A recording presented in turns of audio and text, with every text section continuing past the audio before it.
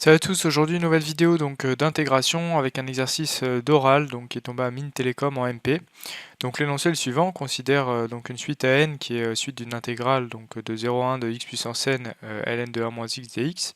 Il faut montrer que n existe et déterminer la limite de n pour n qui tend vers plus l'infini. Il faut calculer à 0 et montrer donc une relation de récurrence sur les AN et enfin on déterminer la nature de la série de termes général AN x puissance n.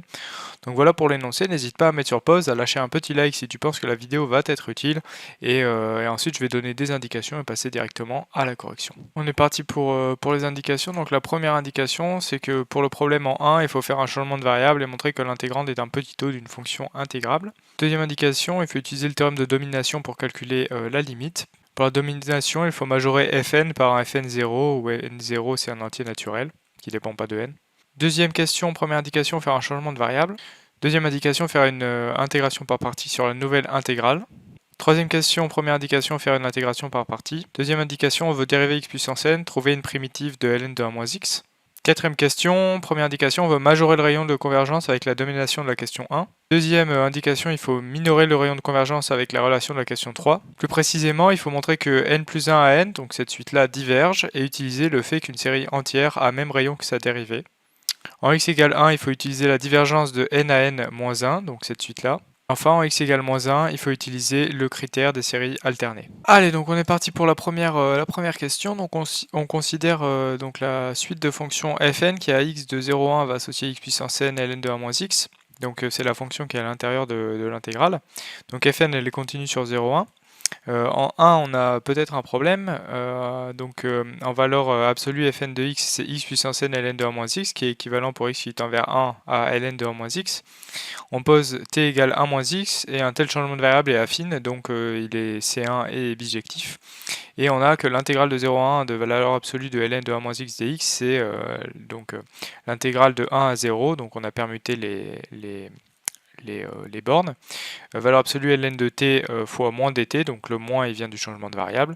Et ensuite en permutant de nouveau les bornes, on a 0 à 1, donc ça contre le moins qu'il y avait dans le moins dt, valeur absolue de ln de t dt. En fait, ln de t c'est un petit taux de 1 sur racine de t, 1 sur t puissance 1,5. Ça c'est vrai parce que si on multiplie par racine de t le ln de t, eh bien on a que ça tend vers 0 par croissance comparée. Et donc ln de t c'est bien un petit taux de 1 sur t puissance 1,5, et 1,5 c'est plus petit que 1. Et vu qu'on regarde la convergence en 0, en 1, pardon, eh bien on obtient que l'intégrale, valeur absolue de ln de t, elle est convergente par comparaison aux séries de Riemann, et il en va de même pour l'intégrale de 0 à 1 de ln de 1 moins x dx en valeur absolue. Donc de là on en déduit que pour tout n dans grand N, eh bien an existe, dans le sens où l'intégrale converge. Maintenant, on veut calculer la limite de n pour n qui tend vers plus infini, donc c'est la limite de cette intégrale. Donc on voit la limite d'une intégrale, on a envie de permuter l'intégrale et la limite, encore faut-il avoir le droit de le faire. Donc on va utiliser, pour justifier de l'interversion, on va utiliser un théorème de convergence dominée. Donc allons-y. Premièrement, les fn, elles sont continues et intégrables. Pour tout x dans 0, 1, la limite donc des fn de x est 0, car x puissance n tend vers 0 puisque x est plus petit que 1. Et pour la domination, eh bien, fn de x en valeur absolue, ça fait x puissance n ln de 1 moins x, et c'est plus petit que valeur absolue de ln de 1 moins x, qui est égale à f0 de x. Or, f0, elle est continue par morceau, elle est positive intégrable, indépendante de n. Donc donc là on en déduit la domination, et on peut permuter la limite et l'intégrale pour obtenir que la limite de la suite à n en plus infini, c'est 0. Allons-y pour la question 2. Eh bien, la question précédente, elle montre que A0, c'est l'intégrale de 0 à 1 de ln de 1 moins x dx, avec le changement de variable, c'est l'intégrale de 0 à 1 de ln de t dt. Et ça, cette intégrale, on sait la traiter depuis la première année, on sait que ça se fait par une intégration par partie. En fait, il faut voir que c'est 1 fois ln de t, primitiver le 1, dériver le ln de t, et tout va bien. Donc effectivement, il faut poser la fonction u qui est at va associer ln de t, v qui est at va associer t. Ces fonctions, elles sont C1. Le crochet, il existe pourquoi? Parce que t ln de t, pour t qui tend vers 0, ça tend vers 0 par croissance comparée. Donc l'intégration par partie est licite. Et on en déduit, donc le crochet vaut 0. Et là, on a donc l'intégrale de 0 à 1 de 1. Donc ça fait 1. Et donc avec le moins 1 devant, on a que a0 vaut moins 1. Allez, donc on est parti pour cette question 3. On va obtenir une relation de récurrence donc, sur les AN. Donc pour cela, on va faire une intégration par partie. Il n'y a pas d'autre manière de faire. Donc AN, c'est l'intégrale de 0 à 1 de x puissance n ln de 1 moins x dx. Donc on va vouloir dériver le x puissance n pour faire apparaître du coup an-1, vu qu'on va voir apparaître du n x puissance n-1. Donc on va primitiver ln de 1 moins x, vu qu'on veut dériver x puissance n. Donc on va chercher une primitive de x de la fonction qui a x va associer à ln de 1 moins x. On trouve que ça fait donc moins 1 moins x ln de 1 moins x, c'est une primitive de cette fonction là. Donc on va poser u cette fonction, v qui a x va associer x puissance n. Ces deux fonctions sont C1, il n'y a pas de problème, et il faut quand même justifier de l'existence du crochet parce qu'on a peut-être un problème en 1. En l'occurrence, non, on n'a pas de problème en 1. Si on fait u de x fois v de x et qu'on en prend la limite pour x qui tend vers 1, qu'est-ce qu'on a? Eh bien, on a ça, effectivement, c'est une forme indéterminée, mais par croissance comparée, on sait que ça tend vers 0, puisqu'effectivement, si on pose h égale 1 moins x, donc nous, on s'intéresse à la limite pour x qui tend vers 1, donc c'est-à-dire la limite pour h qui tend vers 0. Donc on sait que la limite pour h qui tend vers 0 de h ln de h, c'est 0. Donc de là, on en déduit, effectivement par croissance comparée, donc on en déduit que u de x fois v de x tend vers moins 1 pour x qui tend vers 1. Donc voilà, et on peut faire l'intégration par partie. On obtient quoi? On obtient ça. Donc on a tout simplement fait l'intégration par partie. On a vu que le crochet valait moins 1. Et donc du coup ça fait moins 1 plus n, et ensuite on va développer ce x, on va développer la parenthèse pour faire apparaître des termes en x puissance n, et effectivement x puissance n moins 1 fois 1 moins x ln de 1 moins x. Donc là on est pas mal, on a presque le résultat que l'on veut. L'intégrale de 0 à 1 de x puissance n dx, c'est 1 sur n plus 1. Et l'intégrale de 0 à 1 de ça, il faut donc couper l'intégrale en deux. On a du x puissance n ln de 1 moins x dx qui va apparaître. Tiens, j'ai oublié le dx, mais bon, c'est pas grave. Évidemment, on se doute que le dx doit être derrière l'intégrale. Et on a un autre terme donc de l'intégrale de 0 à 1 de x puissance n ln de 1 moins x dx. Donc on va voir à la fois du an et du an-1 qui va apparaître. Très exactement, on a an-1 moins an. Donc qu'est-ce qu'on a trouvé? On a trouvé que an c'est moins 1 plus n sur n plus 1, donc en développant, plus n facteur de an moins 1 moins an. On va faire le compte. Combien est-ce que... Bon, ça déjà on met sous même dénominateur, ça fait moins 1 sur n plus 1. Et ensuite on fait le compte des an. Combien est-ce que j'en ai? J'en ai 1 à gauche, j'en ai du coup moins n à droite, donc j'en ai n plus 1 à gauche. Et je soustrais moins n à n-1 qui vaut moins 1 sur n plus 1. Et donc on a le résultat qu'on voulait. Je ne sais plus exactement la forme, mais voilà, oui, c'est exactement le résultat que l'on voulait. Donc voilà pour cette question. Donc corrigeons cette question conclusive, cette quatrième question. Donc on considère la série entière qui est associée à la série AN.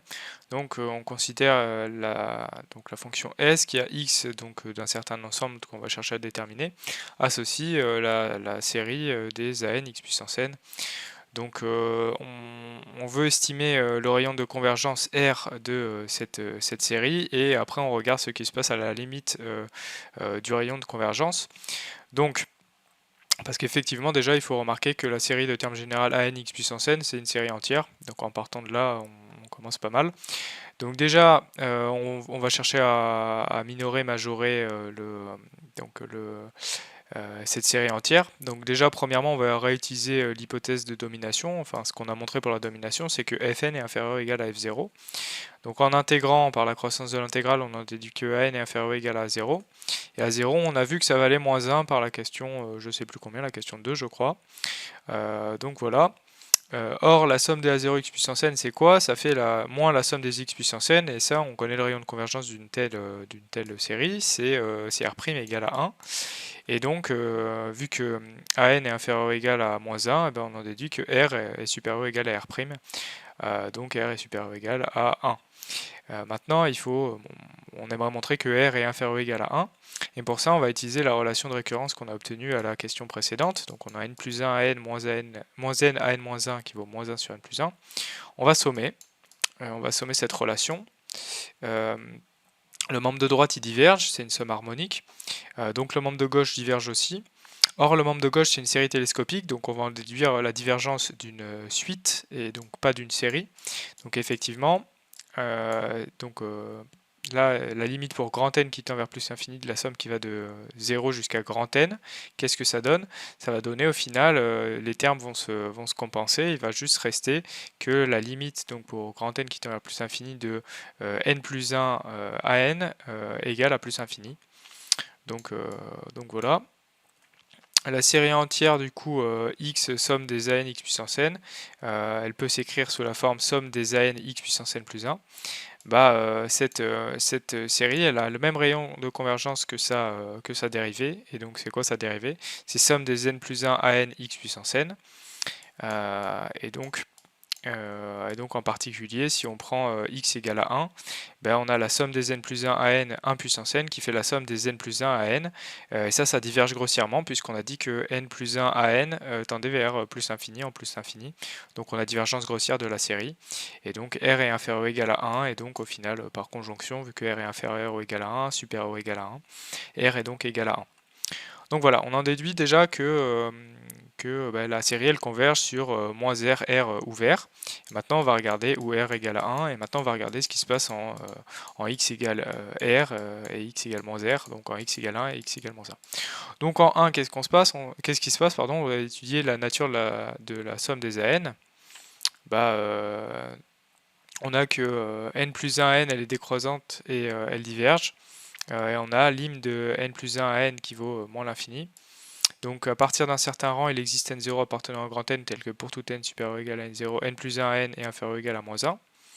Donc à partir de ce rang, n0 moins à n est inférieur ou égal à 1 sur n plus 1. Et comme la série à droite elle diverge, il en va de même avec moins somme des AN. Et donc on a divergence de la somme des AN.